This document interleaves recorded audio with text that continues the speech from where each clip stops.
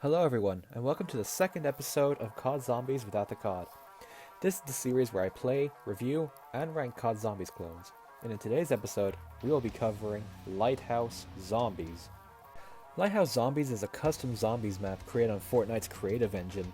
The game is seemingly a mix between Black Ops 3 and Cold War Zombies modes, with a few unique twists alongside it.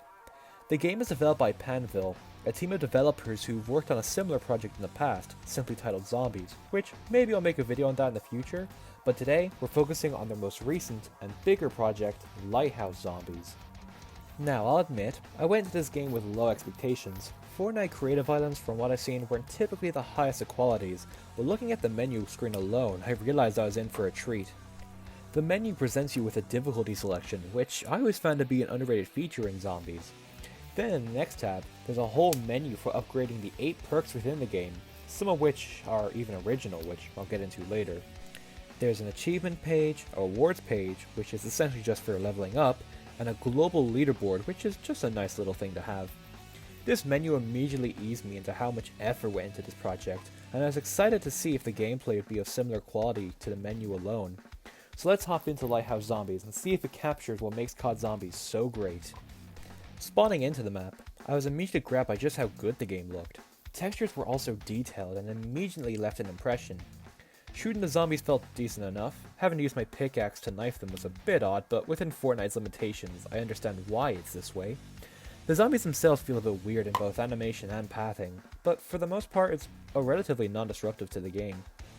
In this map, it's very straightforward. You buy your way to power, and feed 3 shark heads around the map to activate the lighthouse doors so you can access Pack-a-Punch.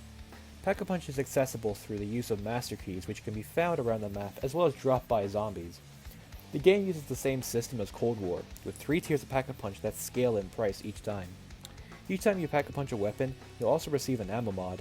It's a fairly standard system. The map contains 2 buildables that consist of a shield, similar to what you see in Black Ops 3, as well as a buildable wonder weapon called the Plasma Laser. It's your standard laser beam wonder weapon. It's very simple to build. You have to collect one part in the Pack-a-Punch room, another behind a locked door using the master key, and the final part is obtained by killing the Panzer. Oh yeah, the Panzer from Der Eisendrache and Origins is in this map. It's more so based on the Der Eisendrache version, as seen by the fact it shoots stun bombs. Killing him is as easy as just getting headshots on him. Well, that's all fun stuff. If you're looking for something original to the map, well, there's the map itself. The map itself has a large play area, with fog in the distance to give it a forgotten harbor feel. The map actually reminds me of Far Harbor from Fallout 4 in a way. The map's atmosphere is overall very enjoyable, and leaves you feeling almost hopeless when looking out in the distance. Another original aspect of the game are the perks. Most of the perks here are bizarro versions of the one we know and love, with alternate names and some slight functionality differences.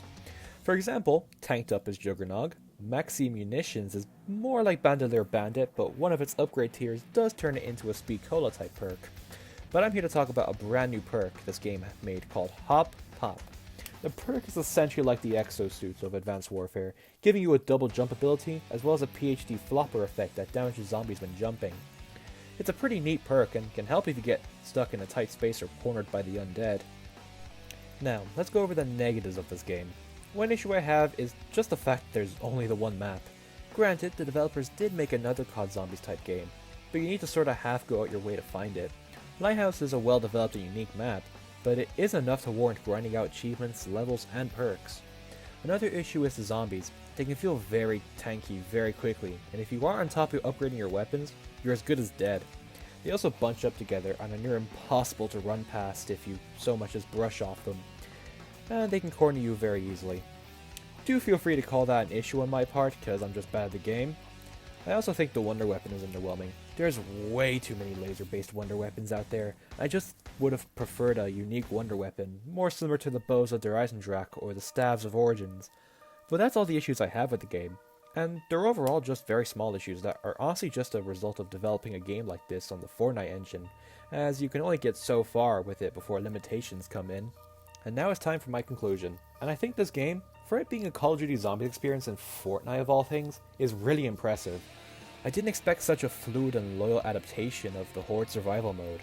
The map has all the trademarks that make Zombies what it is, but with its singular map, generic wonder weapon, and lack of incentive to grind the game, I have to give it an A tier.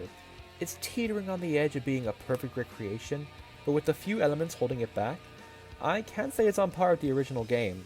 However, for being a free-to-play clone, it does scratch that COD Zombies itch you may have. Hey everyone, thanks for coming back to the second episode of this series. I know it's a little shorter than my last episode, but I only had so much to work with this time around. As per usual, a link to the map and the creator's Twitter is in the description below. I currently have the next 4 episodes planned out, and next week we'll be covering Roblox's Our Zombies. I hope to see you all there, and this is your host Moss, and I hope you all enjoyed the video.